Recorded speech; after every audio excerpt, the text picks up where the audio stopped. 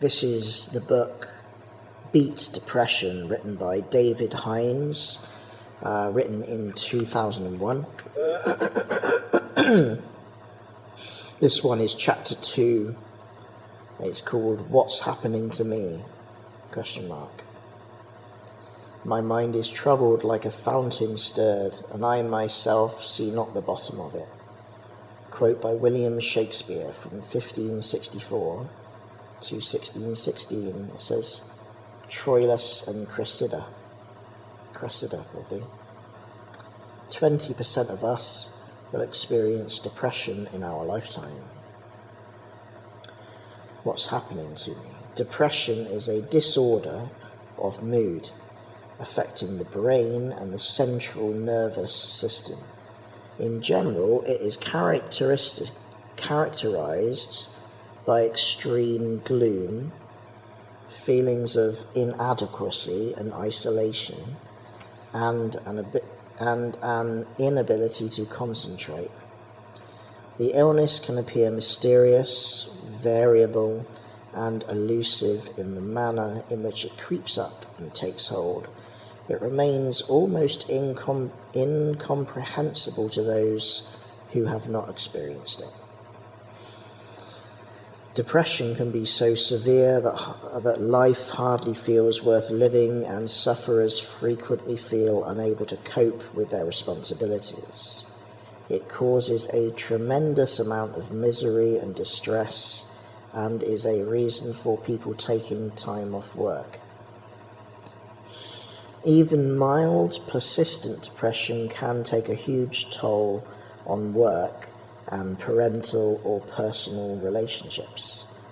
Many people who kill themselves do so when they are depressed. It can be a potentially fatal disorder. Other people may notice that someone displaying the signs and symptoms of depression is more inclined to 1. Complain about vague physical problems. 2. Perform less well at work. 3. Seem unhappy, miserable, and difficult to please.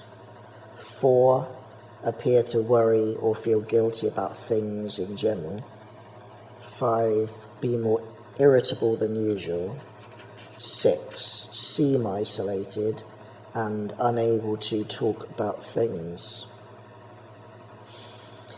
The fundamental cause of depression is a variation in the biochemistry of the body. Quite simply, the biological difference between having the blues and being depressed is believed to be an imbalance in one or more of the chemicals noradrenaline, serotonin, and dopamine. Normal functioning of the brain and central nervous system is dependent upon a series of neurotransmitters. These are chemicals forming part of the essential mechanism by which messages are transmitted from one nerve cell, called a neuron, to another. Across the synapse, which is the space between the cells. This regular transmission of electrical signals sets in motion the complex interactions which shape our thoughts, our feelings, and our individual patterns of behavior. Depression is an illness with a wide range of physical and psychological symptoms.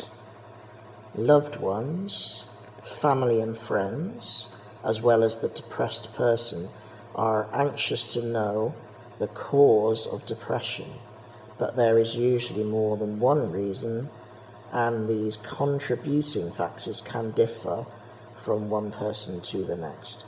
Simply talking about your feelings to a loved one or a trusted friend can be enormously helpful, however depressed you are. But the energy and the motivation to put things right straight away may not be there if your depression is severe. It is only natural to feel depressed in the aftermath of a distressing event like a row with our partner a burglary, or a death in the family, normally after a period of reflection or adjustments, we work through our feelings about what has happened and come to terms with them.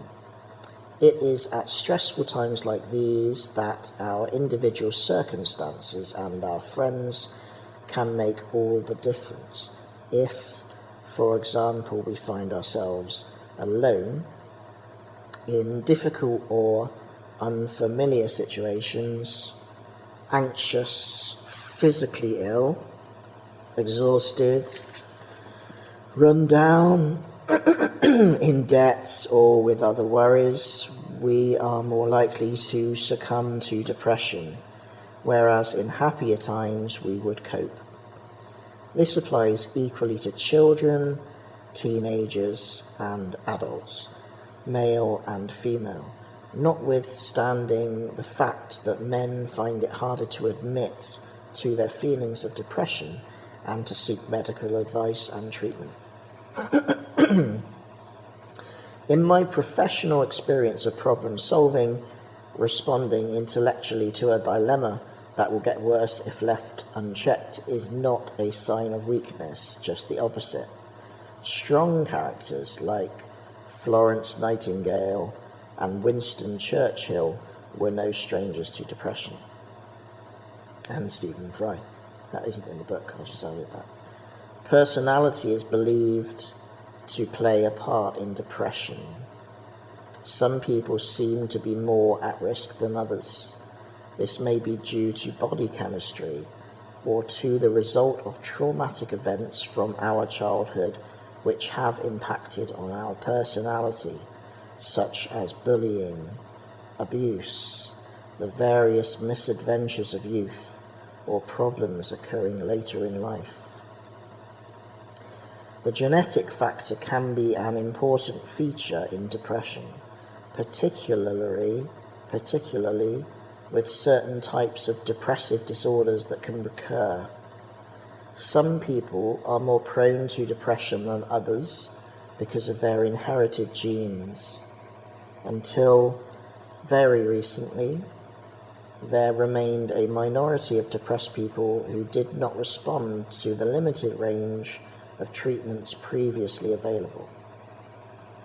The new strategy of multi-drug treatment for hardcore cases, announced in the Script Report on Depression and Bipolar Disorder from Script Reports 1997, offers exciting new prospects of rehabilitation to those who had given up hope of getting better. Our own thoughts play a major role in making us depressed or otherwise, and this is one area of therapy where in the course of this book we can make tremendous progress in relieving depression.